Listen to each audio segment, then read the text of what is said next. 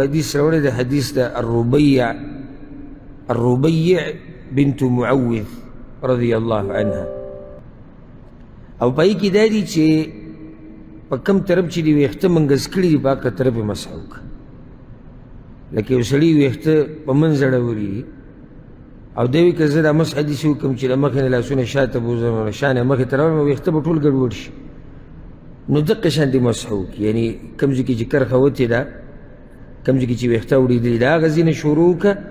او کم ځای چې ویښته پرېوتې دي په هغه ځای پورې لاس راکاږه دا د مسح درېیمه طریقه ده دا ډېرو مسلمانانو ته معلومه هم نه ده دا درې طریقې په حدیثونو کې راغلي دي او که د دې په دوران کې د مسح په دوران کې څه ځای پاتې شي معمولي نو په هغې کې څه حرج هغه نشته لکه داسې دقیق حساب الله تعالی سره نه کوي چې راشه او دا څنګه او دا یو ویښته پکې پاتې شو نه دا مسح په اصل کې د اسانتیا نو دې کې به لازم بعض ویښته چې دی هغه به پاتې کېږي ښه د کیفیت خو درې طریقې خو دا خبره